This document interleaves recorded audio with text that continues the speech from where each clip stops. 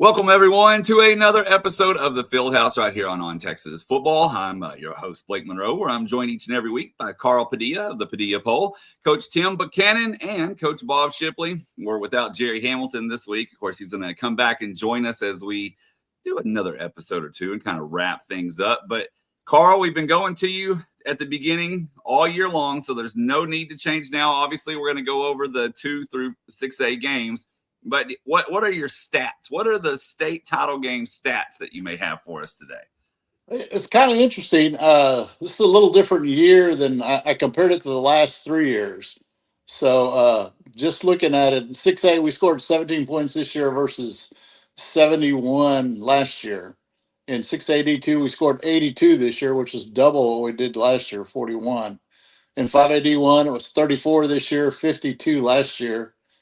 5AD2, we had 54 points this year, 73 last year. 4AD1 was the biggest difference, 10 points this year versus 76 last year. In 4AD2, we scored 70 this year versus 42 in 2024. In 3AD1, it was 74 points this year versus 62 this year. In 3AD2, it was 49 points this year versus 28 last year. 2AD1 was the opposite. It was 28 this year versus 58 last year. And in 2AD2, it was 28 this year versus 65 last year. So I took like I said, the last 4 years, the average score, combined score this year was 44.6 points. Last year, it was 56.8. In 2023, it was 50.5. And in 2022, it was 54.3. This year, we had 2 one-score games. In 2024, we had 4. In 2023 and 2022, we had 3.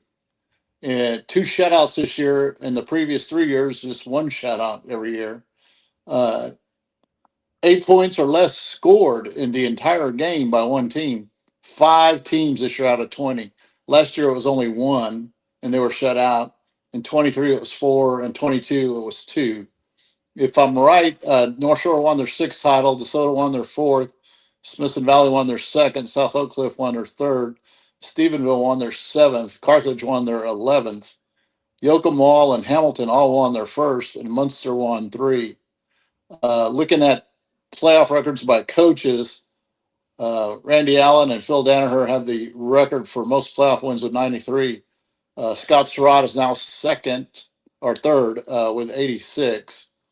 Looking at impressive winning stats for coaches in playoff games, thought Ray Gates might get way up there, but of course now he's going to think the North Texas an assistant.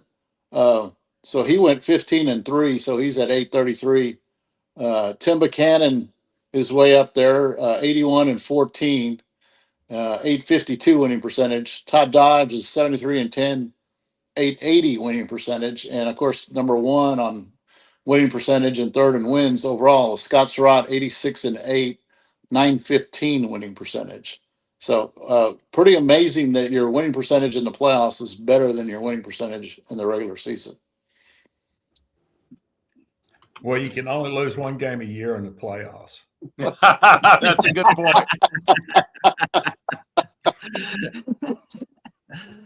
Oh, man, that's an insane stat. That's crazy. But a lot of defense being played, so Coach Buck, you have to be happy about that this go-around. Yeah, there was a little defense being played, especially North Shore and Duncanville. I was actually rewatching that one this morning again while I was keeping my granddaughter. She likes football. She's 6 months old. She likes football. Whether she likes it or not, huh? She's going to be the first female head football coach in Texas, I think. Oh, well, we looked at 6-man last week because those games had already taken place. And I believe we talked about Hamilton as well, but we'll revisit Hamilton. Obviously, Gordon and Jayton are your 2 winners out of Class 1A. But 2A, Hamilton, as Carl, you said, I think is in 111 years of the history of the school, their first state title, but they beat Joaquin 21-7. Get y'all's final thoughts on this game. And Bob, I'll start with you. Well, I thought they had a great football team. I really did. I mean, they were very consistent with what they've been doing, and just a hard-nosed, tough football team. And, it's just amazing to kind of grow up in that area. I grew up south of Hamilton, but, to see them make a run like this is really special. And that's the fun thing about being in a smaller town. If you have a group of guys that are, that grow up and kind of create their own culture, just whether it's, growing up in the yard playing or in the end zone playing, behind the stands. We used to play behind the stands when I was growing up, wad up a cup and play with that. But I was very impressed with Hamilton, and I'm really, really proud of them and the job that they did to win that state title. And it just was that I don't know if you'd call it dominant performance, but it was pretty dang close. But I kind of agree with Bob. Now, Hamilton, first time state champion, and to be the first time to play in Jerry's world and play as well as what they did, that really impressed me. But I'm gonna tell you, they had some good football players. I was impressed with their length at their wide receiver. And then the running back is he was a special young man now, and a good football player on the defensive side of the ball too. Really a lot of fun to watch. Carl? It was amazing. They gave up that touchdown on the opening drive, and then they shut out Joaquin the rest of the game. One of the other things, you said, Blake, they've been playing football 111 years. 1995, it was only their 5th playoff appearance. And since then, they've been close to being a perennial, especially since 2001. Obviously, last year, they went to the semis, which was the farthest they'd ever gone before. And this year, they come and win that state championship in what we call the Death Star. So, amazing season, amazing team, kids, coaching staff, community. Congratulations to them. Yeah. Well, let's jump over to 2A Division II. Munster shuts out Shiner 28-0. I was a little surprised at this one, but Bob, we'll just start back with you. Well, what can I say? They played great defense, obviously. Just tough old guys. And the fun thing, other than being at Coppell and Belton, I pretty much coached in smaller towns, 4A, and, got started at Row 10. But when you have a run, and it's not, I don't know, Munster's won a couple of state championships, I think, if I'm not mistaken, or at least played for a couple. But just tough old farm kids, and that community just looking through the stands. It's so much fun, and it's stuff that they'll talk about around the town square. Well, I don't even know if they have a square in Munster. There's not much there, but I thought they were well coached. Again, defense was outstanding, and just good, hard-nosed, tough football. That's what you like to see from these teams. And I like I said last week, I just wonder which community drank the most beer after that game. What do you think, Buck? I would say Munster did. They are, you've got to. The thing about both these towns is you got to be wanting to go there to drive through those towns, especially Munster. But it is. You talk about good athletes now and kids who, as Bob said, they're old. Most of them are old country kids that worked their tails off, not only in football practice and at school, but at home too. So it's fun watching those guys play. And, I kind of hated it for Shiner, but proud of Munster. Carl? Kind of an interesting thing. They're 3-0 in state championship games now, and obviously they're back-to-back. Like Smithson Valley, both of them just won by 3, and a lot of people that I know said, Munster didn't play very good against Gruber, and that Gruber probably outplayed them, deserved to win, as they say. But, a great mark of a football team is you don't play well and you win. And when they played Shiner, it was just it was the most surprising game of the week for me, considering the way they had played the week before, and the way that Shiner had shut down the Keegan Ash kid and Mount Enterprise the week before. So you just never know what's going to happen in high school football. But boy, did they come to play, and they played some great Coach Buck defense.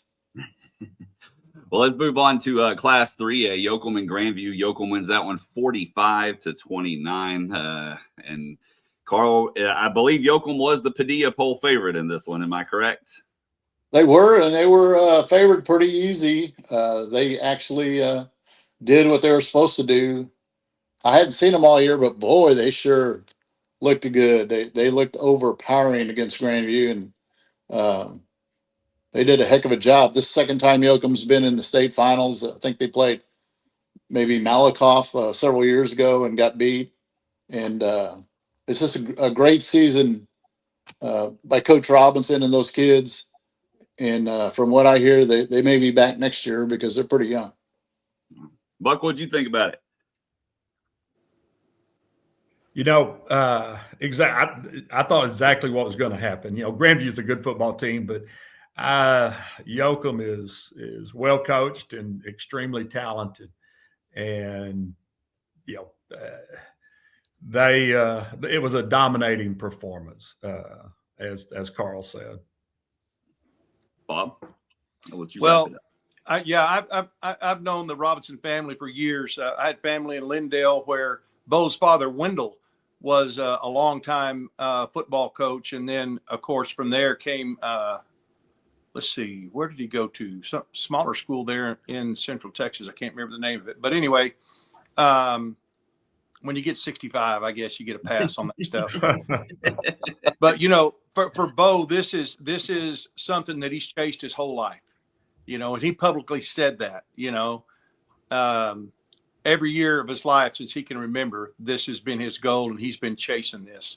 And I thought, you know, he changed up his offense a couple of weeks before the state championship and kind of went to more of a wildcat. He had two outstanding guys back there in the backfield. And as I always say, you know, when you got a running quarterback, a dual threat quarterback, which, you know, they weren't going to throw it a whole lot probably, but it's like having 12 guys on offense. And they just kept running, you know, the power and, you know, lead and things like that. And it was just misdirection stuff. And I just thought it was a brilliant game plan for him. And he said he'd been thinking about doing that for a while. And he finally decided probably in the quarterfinals, I think, to do it. And so Grandview had seen it, but they didn't have an answer for it. And with the athletes that he had, the guys up front and the way those kids ran so dang hard, they were so, I mean, they're, as soon as they very rarely were tackled by the first defender. You know, they were spinning out of tackles and breaking tackles and stiff arming people. And, you know, I'm just so happy for Bo to have been able to, you know, win this and do it, you know, innovatively in a way that gave his football team the best chance to win, you know, by changing up just a little bit of strategy. And the great thing about it doesn't change up your blocking at all. You know, your blocking is still the same. Just kind of gives you an extra guy back there. And poor Grandview, they didn't know which one was going to get the ball or who, but it didn't matter which one got the ball. They were both dominant, you know. And so it was just like Buck said, it's something that we probably saw. Grandview had a good football team, but they just couldn't hang, you know, with Yoakum. They, you know, they came back and scored, you know, some at the end. And but what a great game. And one of the well, I don't know, we're fixing to talk about Newton and Wall, but Grandview, Yoakum was just fun to watch because, you know, a guy who's a coach's son, you know that he's grown up in that environment and wanting to get that state championship. That's very, very, very elusive. Buck made it look easy. I promise you, there ain't nothing easy about it. Nothing easy about it. And I hope they can come back and do it again. He deserves it. Well, the next one, as you said, Bob, Newton and Wall. I wish Jerry was here so I could give him a little crap about it because I called it and he said Newton was going to win. But Wall squeaks that one out 25-24 in one of the closest games of the weekend. And Carl, I'm going to start with you. Yeah, that was obviously the closest game. They won by one. I don't think there was too many teams that thought that Wall would beat Newton. But, you know, what they say about defense winning championships. Newton had so much more speed than Wall, but they just couldn't turn it loose. These kids, obviously, kind of like Hamilton last year, lost in the semis. and wanted to get back, and everybody thought they'd have a better team this year, and they surely did. When these kids were 4, 5, and 6 years old, the only other Wall team to make a state final played Cameron Yo in 2013, and they lost 35-14. So these kids got to accomplish something that no one in Wall history's done. And again, another great team, and looking forward to next year and seeing if they can repeat. But what do you think? Bob talked about families. Coach Slaughter at Wall, he comes from a family of coaches. And I was extremely impressed with I know they played great defense, but his offense really, he did a great job for a 3A Division II team throwing the football. He did a great job calling that game, and you could tell they were extremely well coached. I was about ready to call Coach Jones at Aledo and say, hey, if you lose Joe Ryan Williams, the OC, I know a good one, because Craig Slaughter is an excellent play caller. Yeah, he's a great coach. I've coached against him before. He was head coach at Llano, and I just have so much respect for him. Kind of humbled himself and went back to Wall as an assistant. And as we mentioned last week, I think it was, Wall has knocked on the door, been to the, quarters and semis and just couldn't get over that hump. And then, Coach Slaughter comes in with more of a spread offense. And that's exactly the recipe they needed to win that state championship, because I don't know if they would have been able to win it, being in the wishbone. But he is incredibly smart. If you ever sit down and talk to him, I don't know how many words a minute he gets in, but his mind is just always going. He's always studying. He's wanting to talk football with you every chance. And fortunately, when I played him, I had a lot better athletes than him. We were able to win, but it certainly wasn't because of coaching.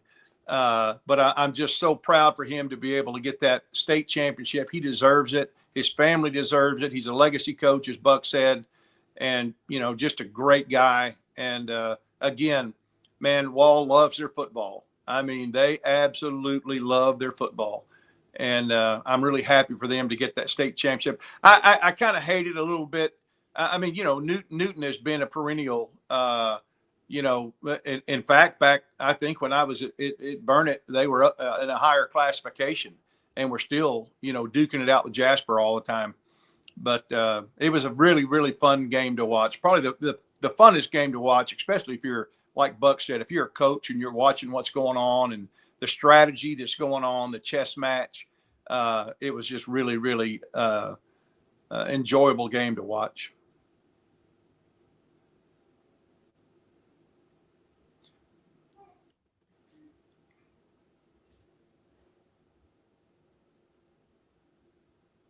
Blake, we can't hear you. There we go. I forgot I have a mute button on my keyboard too. I'll have to edit that out. Now, how many days has this been, Blake? It's been way too long. Oh, man. Well, what I was trying to say is that another town that really loves their football is Stephenville. And, of course, they win Class 4A Division I 10-0, shutting out Kilgore. Buck, I'm going to start with you on this one. Were you surprised at this? Yes. I wasn't surprised that Stephenville won, but I was surprised that it was a 10-0 game. I liked it. Not everybody, people probably complained about it like they complained about the North Shore game and all that stuff. But, you talk about a good football game because two really good football teams, really good defenses. And, and the great thing, I know Coach Doty at Stephenville, and we scrimmaged them whenever I was still coaching a couple of times. And he is another really good high school football coach, and proud of the Yellow Jackets to go in there and come out with their 7th state title in history. Bob? Yeah, I was. They've kind of got a new mantra, I guess you might say, at Stephenville, the War Dogs, and boy, they were War Dogs in that state championship game. You know, to beat Kilgore, my older brother Ben was a head coach at Lindale for a long time, and my nephew's head coach at Chapel Hill, who's in the district with Kilgore. And if you kept up with Kilgore at all, to beat them is a great feat. But to shut out Kilgore, that's unheard of. I just, you know, Carl, you could probably look this up. I would like to know the last time Kilgore was ever shut out, you know, in a game, and for it to be the state championship game, hard fought game, you know, like we were saying, just like Wall and Bucks, Stephenville, they love their football, and they're back on a roll now, and it was just a really great game to watch, and just proud for the Yellow Jackets. I've got a former staff member of mine that's on that staff, and for him to be able to enjoy that with his son and his daughter and his wife, who used to be a coach as well, was really satisfying for me personally, even though they're Brownwood Lions arch rival. But it was great. They've got a great community that is very football minded, and that certainly wasn't the case back when I got in coaching in the 80s. You wanted Stephenville on your schedule, you know, until a young man named Art Briles moved in there from Hamlin. Carl, I'm gonna let you finish up that one. You know, Stephenville winning was not a surprise. The score being 10-0 was a surprise. If you know that Stephenville in their 7 state championships, the previous combined score or fewest points was 39, and now they go 10. I don't believe there's been a 10-0 state championship game since my high school, Churchill, beat Temple back in 1976 at what is now DKR Memorial Stadium, 10-0. So I mean, that was just an incredible defensive game, a great chess match. You were wondering, would anybody score once it got to halftime? And obviously, Stephenville did twice, and they deserved it. They just played, and both teams played incredibly well and hard. And it's just one of those games, in a sense, I hate going to because somebody lost. And then we'll move on to Division II guys, Carthage and West Orange Stark. Of course, I don't think much of a surprise here, but Carthage wins this one 49-21. And Buck, I'm going to go back to you. It could have been worse, I'm afraid. Scott's a really, really good guy, because it looked like to me anytime they decided they wanted to score, Carthage could score, whether it be throwing or running the football. Very impressive, impressive football team and football program. And to what is he? Is he 11-0 now in state championship games? Yes. I don't, you know, there's nobody else and no other coach. Is anybody else in Texas ever come close to doing that? I mean, not at any level, maybe 6-man, but not at. That's impressive. Scott has done a bunch, and if he wants to, I'm sure he'll have 12 next year. Yeah, just you're what, 8-0? So yeah, that's not even close. I'd have had to coach 10 more years to get 2 more. Or 3 more. That's not true. That is not true. It was an entertaining game, and Surratt's one of the best to ever do it in my mind. You know, he's got a lot of talent, but you know what? There's a lot of teams through the years that have had great talent that have not been able to bring them together. Being able to get that kind of talent to play together as a team and build a culture that he's built at Carthage is, well, it's what Buck did at Aledo. I mean, you know, nobody knew anything about Aledo till Buck went in and built that culture and got those guys, you know, playing for each other as a family. And that's Carthage is, I agree with Buck. I think they could have scored as many as they wanted to. They're impressive. They've got a great offense. You see them using a lot of shifting and motion like a lot of the college teams do. Hint, hint. So I don't know what his future is going to be, but that guy can coach at any level in my mind, because he's done it. He knocked us out of state championship in 2011, I think, and really close game. But He's very humble. You'd think a guy that's won as much as him would be, strutting around like a peacock. He's not at all. That's not who he is. And to do it with your son as a starting quarterback, that's just going to be the best Christmas ever for the Surratt family this year. Carl, I'm going to let you close out 4A before you take us into 5A. Yeah, it's kind of interesting. They won 49-21, but I believe at one time it was either 42 or 49-0. And, like Buck said, he stepped off the gas. Obviously, he had a great 1-2 punch, and even you throw the receivers in there, a 1-2-3 punch on offense. Defensively, they were just suffocating. And the other thing about this game was Carthage was only up 7-0, I believe, with 5 minutes left in the first half. And then you get to halftime and it's 28-0, and you're like, what happened? And that's how fast those kids can score and how they can just turn a game around and put it out of reach. And congratulations to the whole Carthage program for winning 11 state championships in the last 18 years. There's so many weapons, too, on that team. All right, Smithson Valley and Lone Star. Smithson Valley wins this one, guys, 28-6 in Class 5A Division I. And Carl, get your thoughts to start. Another great defensive performance by Smithson Valley and Larry Hill. Those kids show up at what we call the Death Star. And, the last 2 years, they had just decided they weren't going to lose and they were going to outplay the team they were playing. Don't know what happened to Lone Star's offense, but I'll tell you what, those players from Smithson Valley just dominated them in every phase that Lone Star tried to use on offense. So congratulations to them, Larry Hill. And some people say, well, maybe it's time for him to retire. I don't see him retiring after winning 2 in a row. I see him going for 3 in a row.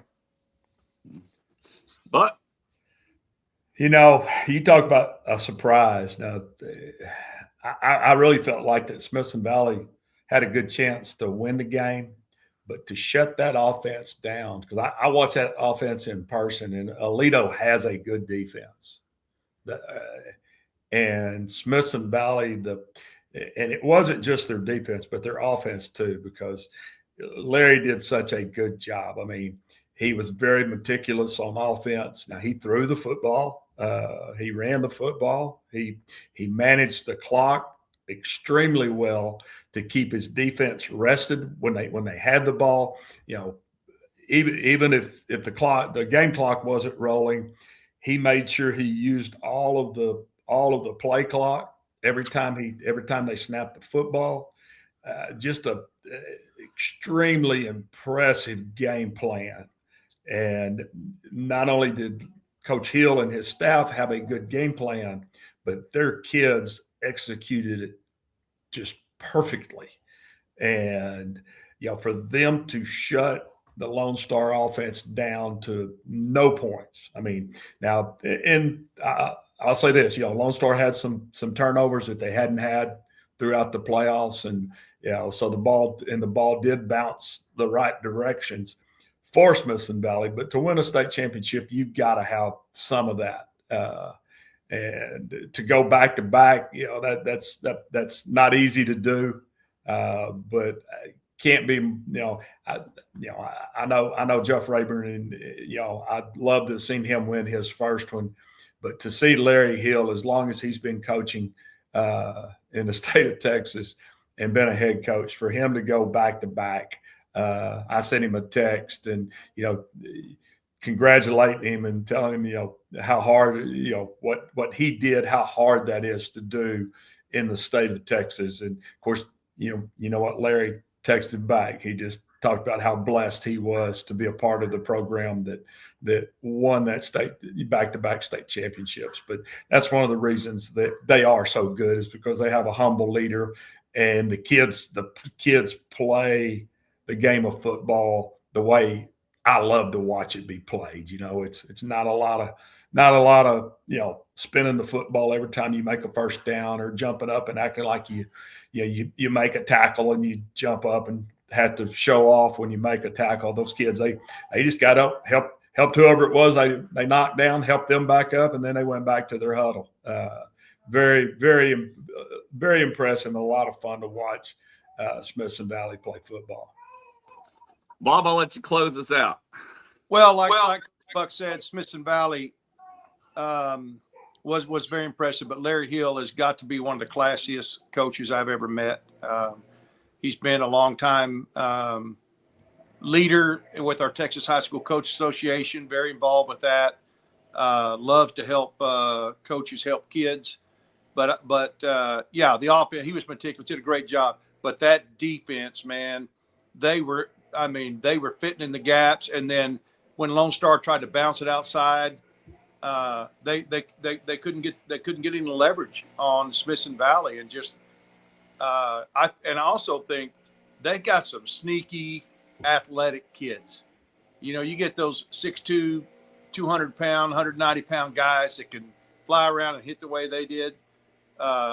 Obviously, they're not all that size, but it just seemed like to me that they closed on the football so fast. I think that probably surprised Lone Star because they hadn't had people close on the football as fast as Smithson Valley did, but they were swarming to the ball. If you watch that game, there's not guys on the backside that are just jacking around. I mean, everybody's flying to the ball. And what a fun thing to coach kids like that. And they don't just do it on their own, but they've been coached. That's the expectation. But they were just always at the right place at the right time. And poor Lone Star, I mean, it's like they smothered that offense, you know. And as Buck said, we thought was an impossible task, you know, to smother that Lone Star offense. But that's the word that came to mind while I was watching that game. Well, let's move on to 5A Division II, Richmond Randall and South Oak Cliff. South Oak Cliff, of course, wins that one 35-19. And Carl, I'm going to start with you.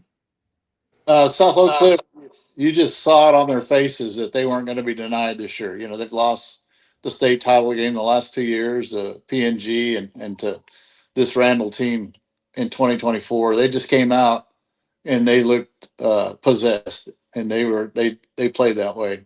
They enforced their will on Richmond Randall. I believe the only thing Randall did in the first half was one field goal, and then of course obviously their kickoff return. So that game was over at half, and those kids, Coach Todd, congratulations to them. They did a great job in preparing and playing that day.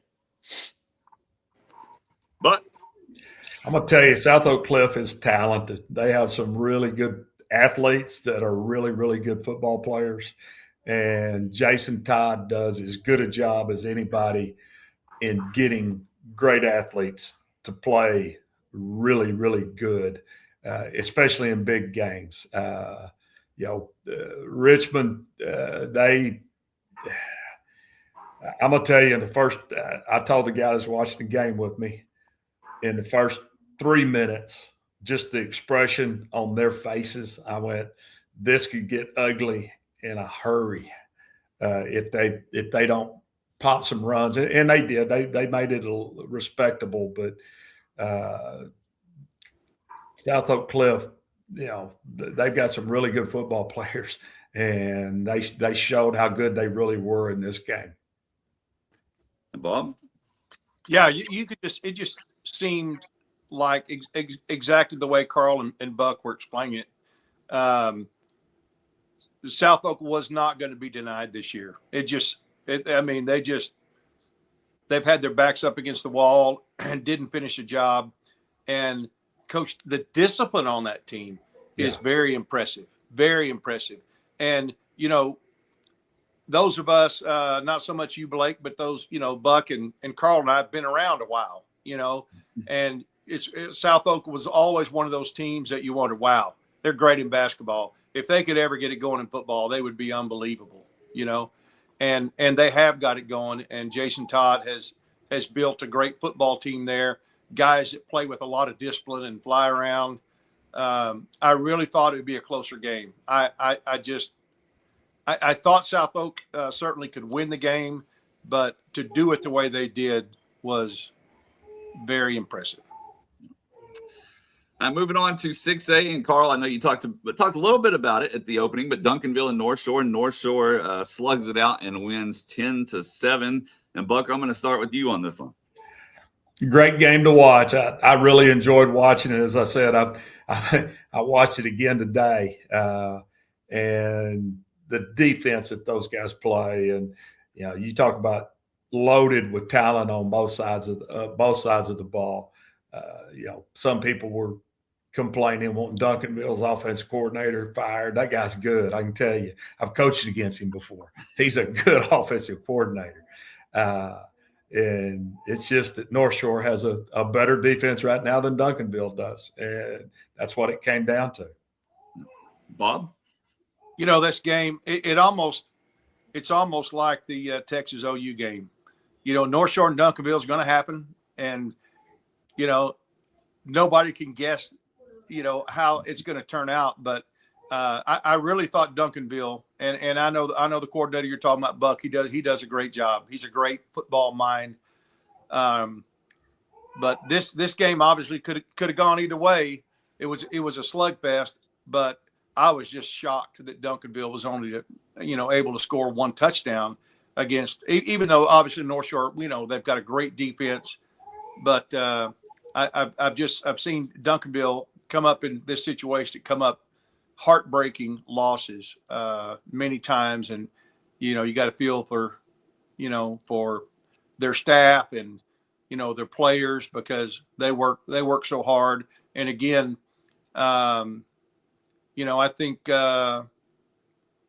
two very disciplined teams, and when you can get athletes like that are that disciplined, it's going to be a fun game to watch, and it was. And Carl, I'm going to let you close this one out.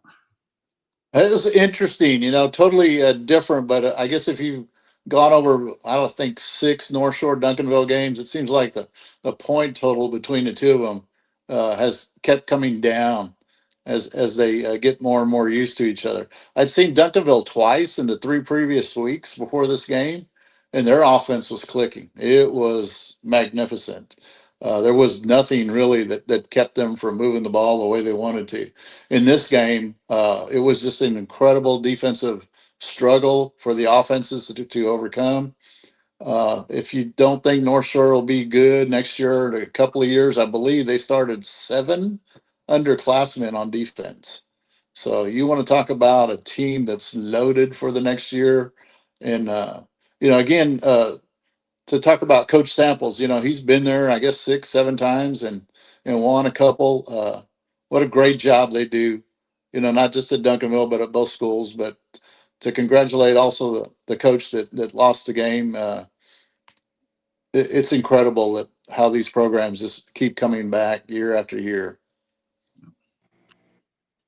And then our final one, fellas, the final game of the weekend in Class 6A Division II was DeSoto and C.E. King. DeSoto wins that one 55-27. And Bob, I'm going to let you start on this one. Wow, what a game! What an offensive performance! Claude Mathis does a great job. Obviously, was successful enough in high school to be able to go coach in college for a little while, and then. I thought when he took over that DeSoto job, you better hang on, and it took him a little while to get it like he wanted it. But, just a dominant performance. I don't know what else to say. I thought it would be close. I thought it'd be a little closer than that. I thought DeSoto would win, but I thought it'd be a little closer than that. But Coach Mathis had those guys ready to play. And I think, like a lot of coaches, uses some – external motivation sometimes from things that are said by the media and others to kind of get himself psyched up and get his team psyched up. And congratulations, Claude. It was a great championship. But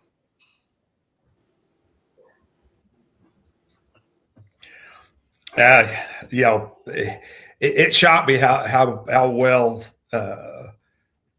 DeSoto did play in this game. DeSoto's they haven't been always on their A game this year. And Claude, for the playoffs, he did get them playing extremely well. And he went on that little rant after the South Lake game, and I actually called him and talked to him and congratulated him on the game. And I said, who was it who who got you all fired up? And he said, well, it was the professor. And I told him, I said, man, losers don't like winners. So don't let the professor get you too fired up. You know where he went to high school. I don't think they ever won much when he was there. So, but Claude's a good guy, and he's excited. I think they are going to drop down to 5A next year. So, that's going to be a very competitive class with DeSoto in it. I promise you. All right, Carl, your closing thoughts, please, sir. Well, it'd be fun if DeSoto actually does drop down to 5A D1. I might just predict the DeSoto Smithson Valley final next year, and then we can see if offense wins over defense or the other way around. I'll tell you what, DeSoto just came out and took that game away from C.E. King. DeSoto hadn't played that kind of great defense for a half in I guess the last several playoff games, but they sure took it over, showed their will, and did what they wanted with C.E. King. And right before half, it looked like it might get interesting, and King might close it to a two score game. But that 94 yard interception return was not only incredible, but it pretty much just made the second half an afterthought. So congratulations to Claude winning his third state title and the DeSoto Eagles. And of course, congratulations to everybody who won. And it's hard to believe that the season's already over. Seems like we just started not too long ago, for sure. Well, we are going to have another episode or two. Carl, I know you're lining some interviews up. We're going to talk to some coaches. So we're not completely done here on the Field House, but we will. We are getting close to a close, I guess you could say. Is that correct? Yes, sir. So we'll have Jerry Hamilton, of course, back next week with us, and we hope you all have a Merry Christmas. So for Coach Bob Shipley, Coach Tim Buchanan, and Carl Padilla of the Padilla Poll, I'm Blake Munroe, and we'll see you then.